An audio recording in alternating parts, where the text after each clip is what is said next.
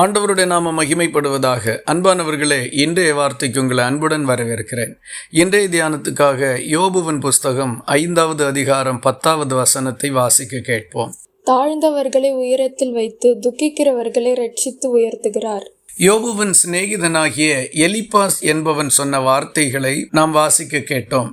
தேவன் எல்லா மனிதர்களுடைய வாழ்க்கையிலையும் செயல்பட்டு கொண்டிருக்கின்றார். அவன் உயர்ந்த ஸ்தானத்தில் இருந்தாலும் தாழ்ந்த நிலையில் இருந்தாலும் கர்த்தர் அவனுக்காக செயல்படுகின்றார். கல்விமான்களுக்கும் கர்த்தர் உதவி செய்கின்றார், பாமர மக்களுக்கும் உதவி செய்கின்றார். தேவனுடைய சாயலாய் உருவாக்கப்பட்ட எல்லா மனிதர்களுக்கும் அவருடைய ஒத்தாசை கிடைக்கின்றது.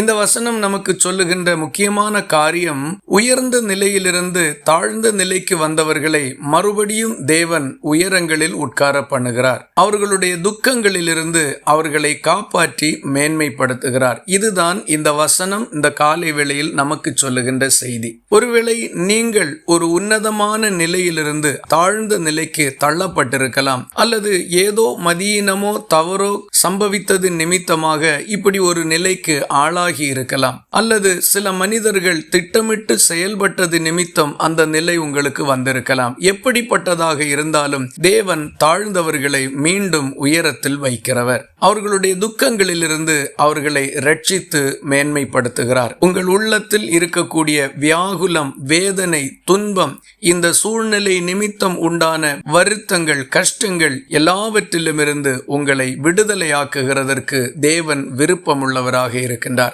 ஆகவே மனம் தளர்ந்து போக வேண்டாம், நம்பிக்கையற்று போக வேண்டாம். கர்த்தர் உங்களுக்கு உதவி செய்ய மனம் உள்ளவராகத்தான் இருக்கின்றார். தானியேலுக்கு எதிராக உயர்ந்த பதவியில் இருந்த பிரதானிகள் சதி ஆலோசனை செய்து அவனை சிங்க கபியில் தள்ளினார்கள். ஆனாலும் உத்தமர்களுக்கு துணையாயிருக்கிற கர்த்தர் அந்த சிங்க கபியிலேயே அற்புதத்தை செய்து தானியேலை உயிரோடே வெளியே கொண்டு வந்தார். அதே கர்த்தரை நீங்களும் ஆராதிக்கிறீர்கள்.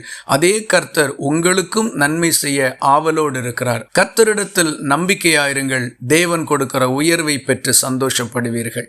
இந்த வார்த்தைகள் இந்த நாள் முழுவதும் உங்களுக்கு ஒரு ஆசீர்வாதமாய் இருப்பதாக. ஜெபிக்கலாமா?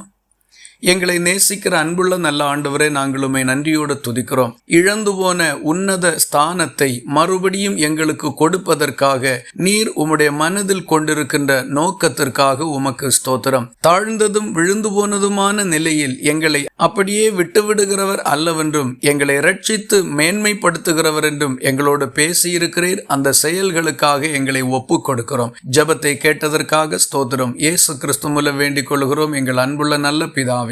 ஆமேன். கர்த்தர் தாமே உங்களை ஆசீர்வதிப்பாராக.